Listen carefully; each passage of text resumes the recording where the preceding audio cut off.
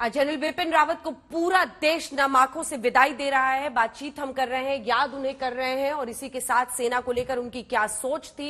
लेकिन साथ ही देश में कई लोग ये मानते हैं कि इस तरह की दुर्घटना आखिर किन वजहों से हुई। इंक्वायरी ऑर्डर कर दी गई है और ये साफ कहा गया है फोर्स की तरफ से कि अटकलें नहीं लगानी चाहिए, लेकिन इन अटकलों को पूर्ण विराम लगाना भी उतना ही जरूरी है। और इसीलिए दीप्ति काला जी, ऐसी कौन सी बातें आप बताएंगे हमारे दर्शकों को ताकि जितने लोग ये अलग अलग तरह की थ्योरी फ्लोट करने की कोशिश कर रहे हैं उस पर फुल स्टॉप लगे। जी श्वेता, मुझे लगता है कि आज का जैसा कि जोश देशवासियों ने दिखाया है अंतिम संस्कार के टाइम पे, जैसे जितनी भीड़ उमड़ी है, जनरल बिपिन रावत अमर रहे के नारे लगे हैं, वो मुझे लगता है अपने आप में एक तो सबसे बड़ा फुल स्टॉप है ऐसी सभी बातों पे। क्योंकि अगर ऐसा कुछ देशवासियों के मन में होता और ये चीजें अगर नेगेटिवली ली जाती तो मुझे लगता है कि इतना जन सैलाब नहीं उमड़ता सर को अंतिम विदाई देने के लिए। तो ऐसे लोग जो बहुत सारी थ्योरीज अपना रहे हैं, बहुत सारी चीजें नेगेटिवली अगर फैला रहे हैं, तो ये तो सबसे पहले उनके लिए एक पूर्ण विराम है, उनके लिए एक सबक है कि ऐसा कहने से देश के ऊपर या देशवासियों के जज्बे पे या सैनिकों के जज्बे पे कोई फर्क नहीं पड़ेगा।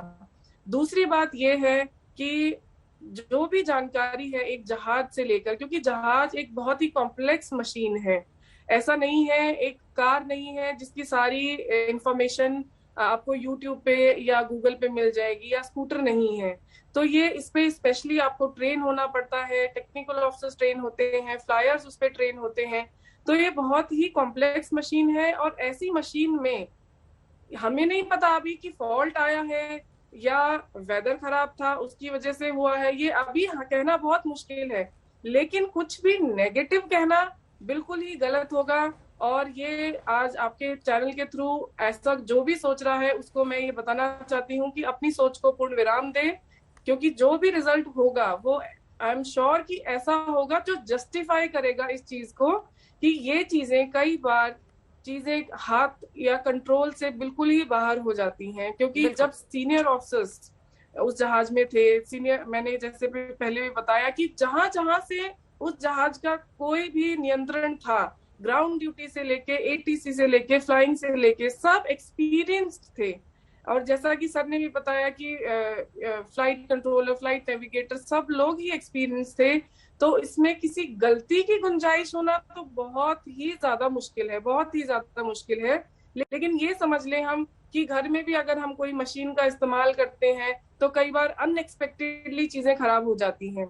तो अभी मैं निष्कर्ष नहीं दे रही हूँ कि कोई स्नैग ही रहा होगा या वेदर की ही प्रॉब्लम रही होगी, लेकिन ये एक एज ए सोल्जर मैं कहूंगी और एज जो हम कहते हैं कि गुड सिटीजन ऑफ इंडिया, जो हमारी आम जनता है, उसको ये समझ लेना बहुत जरूरी है कि ये अंततः जहाज एक मशीन है, मशीन में कुछ दिक्कत हो भी सकती है। अनफॉर्चुनेटली ये बहुत ही ज्यादा अनफॉर्चुनेट रहा है कि ये इतना बड़ा वीवीआईपी मूवमेंट था और इसमें ऐसा हुआ और जिसमें हमने अपने देश के पहले सीडीएस को खोया। बिल्कुल।